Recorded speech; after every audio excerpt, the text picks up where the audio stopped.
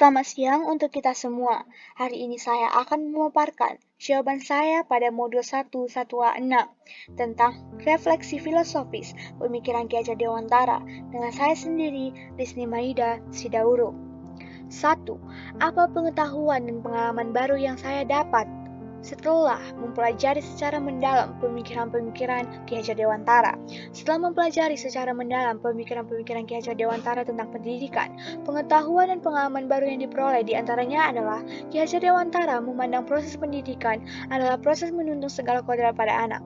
Dari pemikiran ini, dapat diartikan bahwa guru seharusnya menempatkan diri sebagai fasilitator dan mediator pembelajaran, serta menjadi teladan dalam bersikap sehari-hari. Guru yang sesungguhnya bukanlah mengajar sebagaimana yang sering dipraktekkan saat ini, bahwa guru dianggap sebagai satu-satunya sumber pengetahuan, lalu kemudian melakukan transfer pengetahuan yang dimiliki di depan kelas secara monoton kepada siswa tanpa memperhatikan karakteristik dari siswa. Pengetahuan lain yang diperoleh bahwa dalam menuntun perkembangan anak, Ki Hajar Dewantara mengibaratkan peran guru sebagai seorang petani atau tukang kebun. Anak-anak seperti biji tumbuhan yang disemai oleh pak tani. Bila biji jagung ditempatkan di tanah yang subur dengan mendapatkan sinar matahari dan pengairan yang baik, maka meskipun biji jagung adalah bibit yang kurang baik, dapat tumbuh dengan baik karena perhatian dan perawatan dari pak tani. Demikian sebaliknya, meskipun biji jagung itu tidak sesuai adalah bibit yang berkualitas baik, namun tumbuh di lahan yang gersang dan tidak mendapatkan pengairan dan cahaya matahari serta tangan dingin dari pak tani, maka biji jagung itu mungkin tumbuh namun tidak optimal.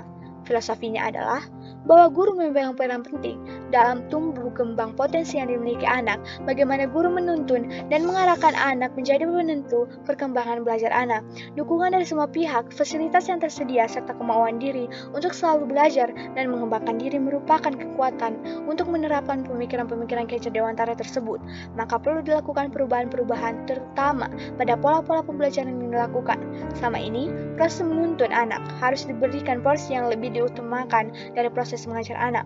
Langkah konkret yang perlu dilakukan sebagai bentuk perubahan paradigma pembelajaran adalah membuat rancangan atau mendesain proses pembelajaran yang menginternalisasi pemikiran Ki Hajar Dewantara dalam proses pembelajaran. Langkah ini perlu dilakukan secara masif dan berkelanjutan secara bersama-sama di sekolah, bahkan jika diperlukan menjadi bagian dari visi misi dan tujuan pengajaran di sekolah. 2. Apa kekuatan saya dalam menerapkan pengetahuan dan pengalaman baru ini? Ki Hajar Dewantara sebagai Bapak Pendidikan Nasional Indonesia telah meletakkan dasar-dasar pendidikan nasional. Konsep-konsep pemikiran Ki Hajar Dewantara menjadi landasan kebijakan pendidikan nasional. Konsep profil belajar Pancasila sebagaimana visi dan misi Kementerian Pendidikan, yaitu beriman bertakwa kepada Tuhan Yang Maha Esa dan berakal mulia, mandiri, bernalar kritis, kreatif, bergotong royong, dan berkebinekaan global, merupakan penjabaran dari konsepsi pemikiran Ki Hajar Dewantara tentang pendidikan. Setelah saya mempelajari secara mendalam pemikiran-pemikiran Ki Hajar Dewantara tentang pendidikan, pengetahuan dan pengalaman baru yang diperoleh diantaranya adalah Ki Hajar Dewantara memandang proses pendidikan adalah proses menuntun segala kodrat pada anak. Dari pemikiran ini dapat diartikan bahwa guru seharusnya menempatkan diri sebagai fasilitator dan mediator pembelajaran, serta menjadi teladan dalam bersikap sehari-hari. Guru yang sesungguhnya bukanlah mengajar, sebagaimana yang sering dipraktikkan saat ini, bahwa guru dianggap sebagai satu-satunya sumber pengetahuan, lalu kemudian melakukan proses transfer pengetahuan yang memiliki di depan kelas secara monoton kepada siswa, tanpa memperhatikan karakteristik dari siswa. 3. Apa hal-hal yang perlu saya ubah dalam diri saya agar dapat menerapkan pengetahuan pengalaman baru ini?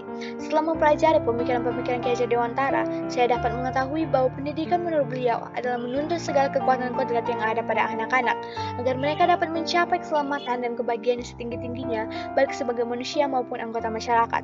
Saya yakin bisa menerapkan pengetahuan dan pengalaman tersebut karena pemikiran-pemikiran Ki Hajar Dewantara sangat sejalan dengan kehidupan sosial budaya di daerah saya, yakni kota Pematang Siantar. Anak-anak yang tumbuh dan berkembang di lingkungan yang menjunjung tinggi budaya menghargai orang yang lebih tua melalui budaya tabe, yakni menunjukkan bahwa mereka memiliki kodrat yang kuat dalam mengembangkan perilaku positif yang mereka miliki. Selama ini, saya lebih mengutamakan fungsi sebagai fasilitator atau pengajar ketimbang sebagai model atau figur keteladanan. Padahal, menurut Ki Hajar Dewantara, budi pekerti, watak, atau karakter yang merupakan perpaduan harmonis antara gerak pikiran, perasaan, dan kehendak atau kemauan dapat menimbulkan tenaga atau semangat. Selain itu, selama ini saya juga kurang memperhatikan keperbedaan kodrat alam yang dimiliki anak, sehingga terkadang saya ingin melaksanakan perubahan pada anak di luar kodratnya, sehingga kedepannya saya semestinya menuntun anak sesuai kodrat alam mereka. 4. Apa perubahan konkret yang akan saya lakukan setelah memahami pemikiran Ki Hajar Dewantara? Perubahan konkret yang akan saya lakukan setelah memahami pemikiran Ki Hajar Dewantara adalah pertama-tama mengubah pola pikir saya dari mengajar ke menuntun, kemudian berusaha memahami karakteristik setiap peserta didik agar saya bisa lebih mudah menuntun mereka sesuai kodrat alam yang dimiliki. Setelah itu, saya akan merancang pembelajaran yang berbasis aktivitas dan pemecahan masalah secara kolaboratif sesama peserta didik. Dalam pelaksanaannya, saya akan menuntun mereka dalam melakukan aktivitas belajar baik di kelas maupun di luar kelas, serta mengarahkan untuk memecahkan segala permasalahan secara bersama-sama. Demikian pemaparan hasil jawaban saya pada modul 1 1A6. Terima kasih.